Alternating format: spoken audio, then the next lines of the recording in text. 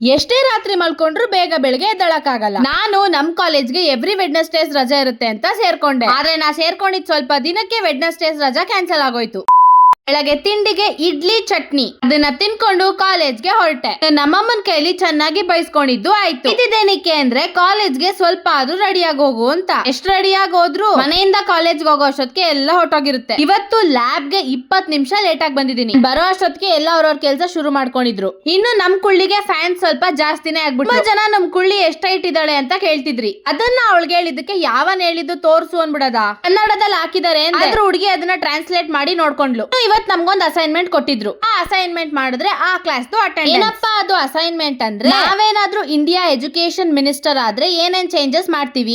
ಮನ್ಸಲ್ಲಿ ಇದ್ದಿದ್ದು ಡಿಗ್ರಿ ಅವ್ರಿಗೆ ಬ್ಯಾಕ್ಲಾಗ್ ಅನ್ನೋದೇ ಕ್ಯಾನ್ಸಲ್ ಮಾಡ್ಬಿಡ್ತೀನಿ ಅಂತ. ಆದ್ರೆ ಅದನ್ನೇನಾದ್ರು ನಾನು ಹೇಳಿದ್ರೆ ನನ್ನ ಕಾಲೇಜ್ ಇಂದಾನೇ ಈಚೆ ಹಾಕ್ಬಿಡೋರು. ಅದಕ್ಕೆ ನನ್ ಮನ್ಸಲ್ಲಿ ಇರೋದನ್ನ ಮನ್ಸಲ್ಲೇ ಇಟ್ಕೊಂಡು ಚಾಟ್ ಜಿಪಿಟಿಲಿ ಕೊಡೋ ಕಂಟೆಂಟ್ ನ ಹೇಳಿದ್ದಾಯ್ತು. ವಿಡಿಯೋ ರೆಕಾರ್ಡಿಂಗ್ ಮಾಡ್ಬೇಕಾದ್ರೆ ಕಣ್ಣು ಆ ಕಡೆ ಹೋಗೋದು ಈ ಕಡೆ ಹೋಗೋದು ಮಾಡಂಗಿಲ್ಲ ಅಂತ ಹೇಗೋ ಕಷ್ಟಪಟ್ಟು ಅಸೈನ್ಮೆಂಟ್ ಮುಗಿಸಿದ್ದಾಯ್ತು. ವಾರ ನಮ್ ಕಾಲೇಜಲ್ಲಿ ಪಿತೃಪಕ್ಷ ಫಂಕ್ಷನ್ ನಡೀತಿದೆ. ಅದೇನ್ ಪಿತೃಪಕ್ಷ ಮಾಡ್ತಾರೆ ಅವತ್ತಿನ ಬ್ಲಾಗ್ ಅಲ್ಲಿ ನೋಡಿ. ಪಾಪ ನಮ್ ಕುಳ್ಳಿಗೆ ತುಂಬಾ ಹೊಟ್ಟೆ ಹಶ್ವಾಗಿತ್ತು. ಅದಕ್ಕೆ ಕ್ಯಾಂಟೀನ್ ಹೋಗೋಣ ಬರ್ತೀಯಾ ಅಂತ ಕೇಳಿದ್ಮೇಲೆ ಇದು ನಾನು 2ನೇ ಸರಿ ಕ್ಯಾಂಟೀನ್ ಹೋಗ್ತಿರೋದು. ಯಾರು ಕ್ಯಾಂಟೀನ್ ಹೋಗ್ತಿದ್ದಾರೆ ಅಂದ್ರೆ ಬರಲ್ಲ ಅಂತ ಹೇಳಕ್ಕಾಗುತ್ತೆ. ಊಟ ತಂದಿದ್ರು ಅದ್ರ ಜೊತೆ ಸ್ವಲ್ಪ ನೆಂಚ್ಕೊಳಕ್ಕೆ ಚಿಪ್ಸ್ ತಗೊಂಡ್ ಬಂದಿದ್ದಾಯ್ತು. ಈ ಹುಡುಗಿ ಯಾವಾಗ್ಲೂ ಅವ್ರ ಪ್ರಾಜೆಕ್ಟ್ ಇವ್ರ ಪ್ರಾಜೆಕ್ಟ್ ನೋಡೋದೇ ಆಯ್ತು. ಪ್ರಾಜೆಕ್ಟ್ ನಂತೂ ಇದುವರೆಗೂ ನಮಗ್ ತೋರ್ಸಿಲ್ಲ. ನಾವೇನಾರು ಅದನ್ನ ಕೇಳಕ್ ಹೋದ್ರೆ ಹಂಗೆ ಯಾಮಾರಿಸ್ಬಿಡ್ತಾಳೆ. ಆಗ್ಲೇ ಪಿತೃಪಕ್ಷದ ಫಂಕ್ಷನ್ ಅಂತ ಏನಂತ ಗೊತ್ತಾಯ್ತಾ? Halloween party. ಒಂದು ವರ್ಡ್ ನ ಎಸ್ ಸತಿ ಪ್ರೊನೌನ್ಸಿಯೇಷನ್ ಮಾಡಿದ್ರು ತಪ್ಪ ಹೇಳ್ತಾ ಇದೀನಿ. ಅದಕ್ಕೆ ನಮ್ ಸ್ಟೈಲ್ ಅಲ್ಲಿ ಪಿತೃಪಕ್ಷದ ಪಾರ್ಟಿ ಅಂತ ಅನ್ಕೊಳ್ಳಿ. ಒಂದು ಇವೆಂಟ್ ಗೆ ನಮ್ ಜೂನಿಯರ್ಸ್ ಕಡೆಯಿಂದ ಪ್ರಿಪರೇಷನ್ ಜೋರಾಗೆ ನಡೀತಾ ಇದೆ. ಇನ್ನು ಇರೋ ಬರೋ ಎಲ್ಲ ಕೆಲಸ ಮುಗಿಸ್ಕೊಂಡ್ ಮನೆಗ್ ಬರೋ ಅಷ್ಟೊತ್ತಿಗೆ 5:30 ಆಗಿತ್ತು. ದವೇ ಬರ್ತಾ ಗೋಲ್ಗಪ್ಪ 1-2 ಪ್ಲೇಟ್ ತಿನ್ಕೊಂಡ್ ಬಂದಿದ್ದು ಆಯ್ತು. ಸಿಗ್ನಲ್ ಅಲ್ಲಿ ನಿಂತಿದ್ದೀನಿ. ನಮ್ ರಾಣಿ ತಂಗಿ ಬೇರೆ ಬಂದ್ಬಿಟ್ಟಿದ್ದಾಳೆ.